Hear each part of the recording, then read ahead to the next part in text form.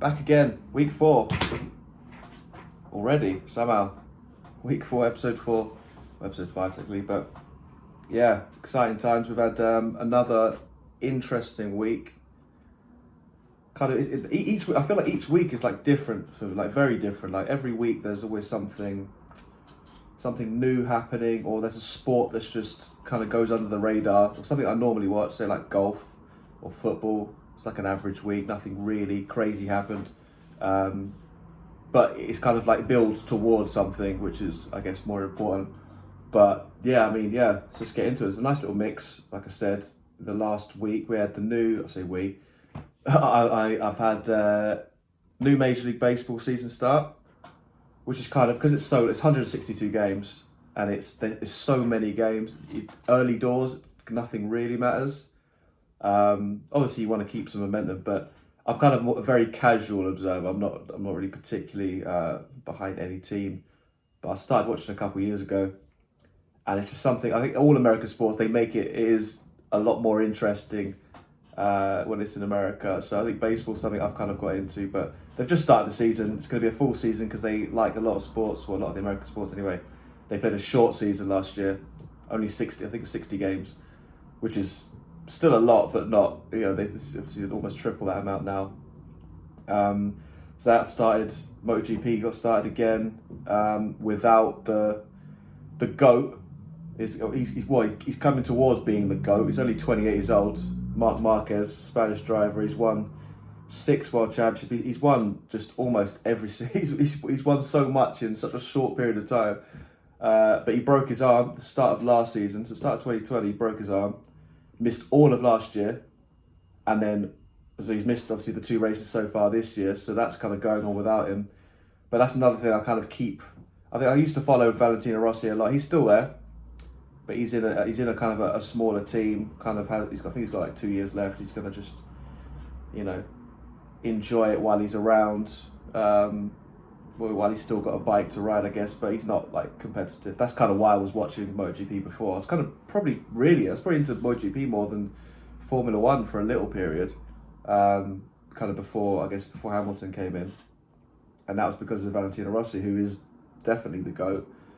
So Marquez, who's kind of like right there behind him, has obviously missed a lot of time. He should be back at some point this year, which could make things very interesting. What else do we have? Oh yeah, football. The football was on. Nothing crazy happened. Chelsea got hammered, which was pretty funny. And then I guess, United won again. Manchester City won again.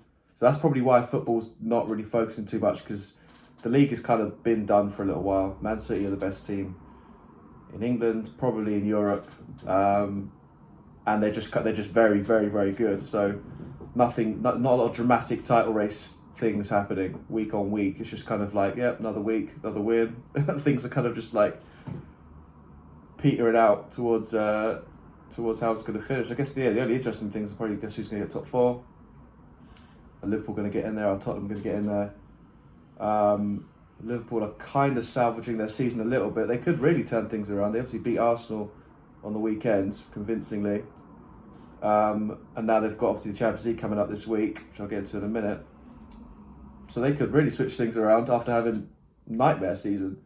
As far as defending Premier League champions go, it's a bit of a nightmare season. But yeah, outside of that, it was a very kind of chill. Well, chill is not the word, but like nothing dramatic, nothing crazy. In my world of sport anyway.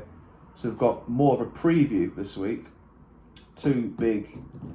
On paper, this is one of those weeks I'd look at and be like, well, it's what I want. A week I am looking at being, for most of it, apart from today and like tomorrow.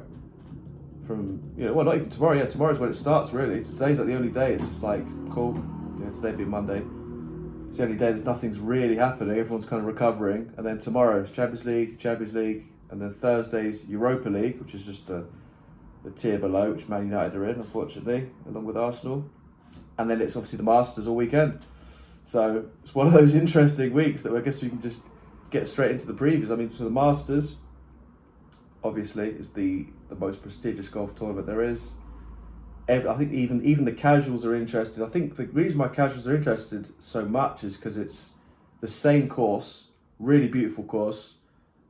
So they play, so you know where you're going to go. All the other tournaments, the other majors, they play different courses all the time. So it's more about, it's like the World Cup. They play in different places. But the Masters, same track, same course every year. Really classic, really nice looking, and it really tests everyone's abilities to the max. Not like an easy course you can go around and shoot ridiculous scores. So obviously no Tiger Woods. He is recovering from his car crash, so he may or may not even play. He's not going to play for the rest of the year, I would assume. Hopefully he can get back. If anyone can, he can. He can do it again. It's a miraculous recovery. So it's an interesting one because the last Masters was in November. So it literally just happened because obviously delayed from COVID. They played it in November, which is very unusual. So it's literally a very quick turnaround. So not a lot, relatively speaking, not a lot has happened since the last Masters. Normally, it's a whole new season. You've had a whole year to build some form, but it's kind of almost similar in a way to Formula One. It's kind of, because the regulations hadn't changed. It's like, okay, cool, copy and paste almost. Like this is somewhat similar. Obviously, it's been still 5-6 months, which isn't that long in golf terms because obviously the winter they don't really play so much. So the season kind of kicks into gear and there's not been many tournaments. So in terms of form, there's not a lot of high-profile form players. So the favourites, the old favourites, Dustin Johnson, who's the defending champion, who looked unbeatable through last year, hasn't been as good this year, hasn't been to his best, but it is the Masters, so the best players do tend to show up. He's the favourite, but I'm not sure. Again, he is Dustin Johnson. He is the number one and the champion. So there is a strong chance he'll turn it on for a big tournament. But he's not coming in form. Bryson, as I mentioned a few times before, he's always got a chance because he's really on fire at the minute in terms of his performances and how much he galvanizes people's opinion. He's not really winning a lot. He did manage to get a win in a top 5 rather. But he's not coming into this like he came into the last one, I think. And then you got the other guys, Jordan Spieth, who won for the first time in almost 4 years yesterday. He won the Masters a few years ago. It's actually probably longer than a few years ago. It's about 6 years ago now. Was called wire to wire. So he led every single round, dominated it. And then he also had a high-profile collapse. He was leading and he managed to have an absolute meltdown on one of the last few holes, and lost the big lead. So he's coming in. He's now actually joint second favourite. They've made him joint second favourite as of now, anyway, which is strange given he's not won in 4 years. But if you've just won, golf is very, very form based. Like if you've just played well, it's very likely you're going to keep playing well. Bringing a good performance out of nothing is harder to do in golf because there's so many good players and there's so many players who will catch form, and it's very individual based. There's no like team to kind of bail you out. So I see why he's there. He's won it before. Jordan Spieth, he's won it before, but he's not won in a while. So I'd be hesitant to. I mean, there's always a chance. Like I said, he's won it before. I'd be hesitant to put him second favourite, but he's up there with guys like Justin Thomas, who has won this year, as you know, playing pretty well. If there's anyone that's, he's right up there, I would say, for my own personal favourites. And then you've got the other, like John Rahm, who's just had a kid. So there might be some galvanising effect from that. And Rory McIlroy, who's kind of like every year, I know some of my mates always, go for him, but every year he seems to be, yeah, cool, we could bet on him or have him for the win, but he's very out of form. He's not won in a very long time. Not quite 3.5 years, but he's not in a good way. So I like, when I look at who I think about is going to win, it's normally the guys in the middle pack who are kind of a bit longer odds for whatever reason. I guess they're not consistent winners, but for some reason the guys I quite like in the middle pack. Colin Morikawa, who's won this year, and he's won a major, so he knows what it's like to win a big tournament, and he's an excellent player. Patrick Reed, who's won it before and always seems to show up for these big. He's a real competitor. He loves the competition, so he's always one that will really step up when it comes to Masters golf, anything major related. Big tournaments. He's always kind of there. And a guy who's kind of not many people will know, but he's very much in form, and he came second last year. Is an Australian guy called Cameron Smith. You probably see him. He's got this mullet moustache, like a blonde mullet moustache, full on. It's a look. I'm not gonna lie, it's a look. But he's a good player. He's been playing well this year. Came second only 6 months ago at the same course. So he's probably my real pick. Take out the favourites, because the favourites for reasons, but the guys who are kind of in the middle, he's in there. There's a guy called Victor Perez, who's really outside shot if you want to have a go, and Adam Scott as well. Adam Scott, who's won it before. Again, the keys with the Masters, because it's the same place. If you've won at this place before, obviously you're gonna have a big advantage. If you've won a major, it's a big advantage, because winning your first major is hard, let alone doing it at the hardest one, which is Augusta.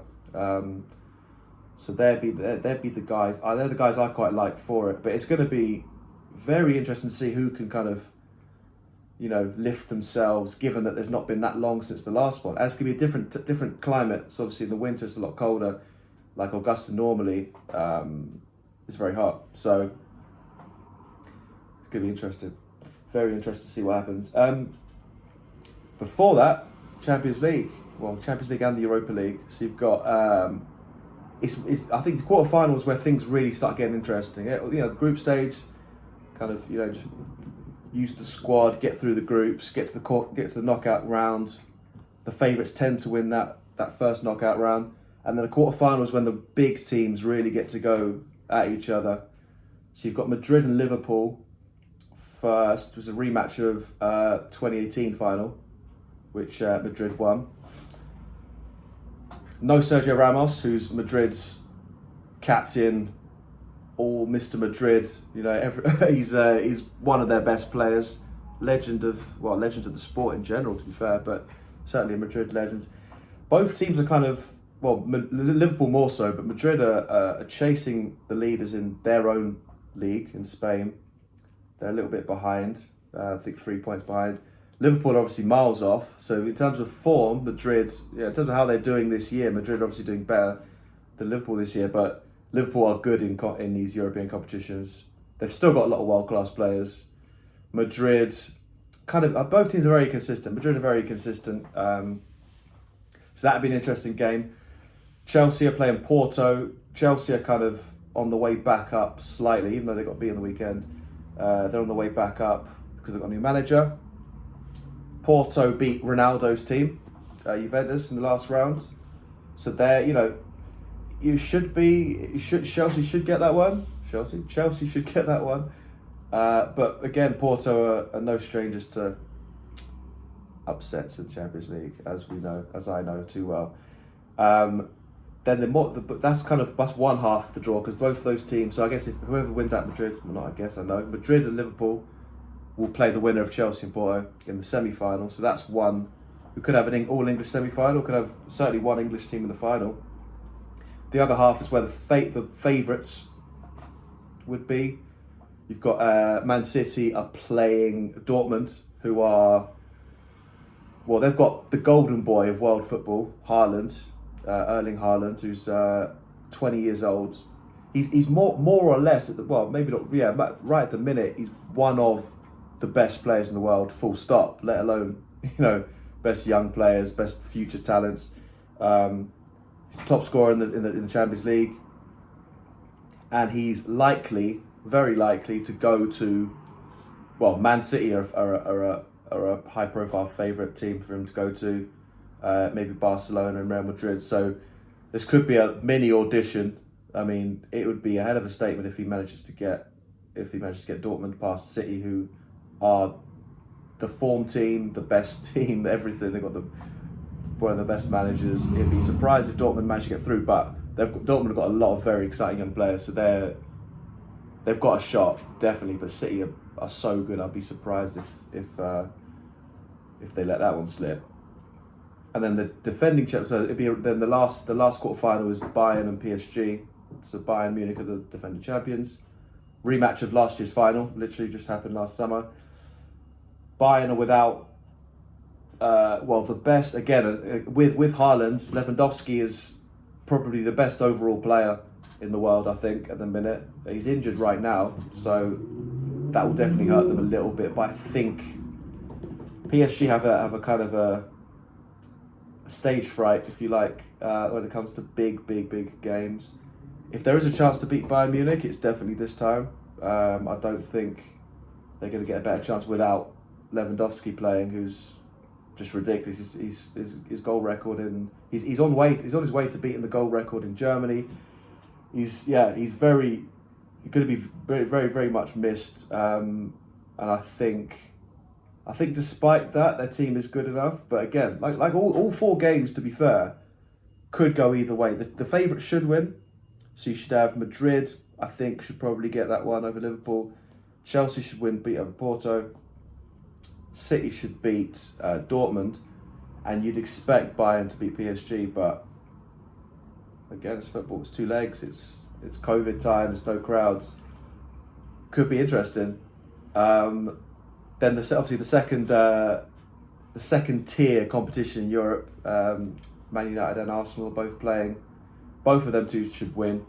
And then they have a potential date in the final if they get through all those games, but that's all down the line. I wouldn't want to jinx any of that. But yeah, I mean, this week, the football, pretty interesting this week. And then there'll be obviously some Premier League on the weekend as well. Golf is the pinnacle of the sporting calendar. The Masters at the right time. It's not been pushed back. It's right in the middle of what's going on at the minute. But yeah, should be very exciting times. More sport coming. Next couple of weeks, we're getting into some interesting stuff. So keep your eyes peeled. There's gonna be plenty more videos, plenty more content. And yeah, I'm just getting warmed up, so to speak. So yeah, smash the like, subscribe, share, and I'll see you next week.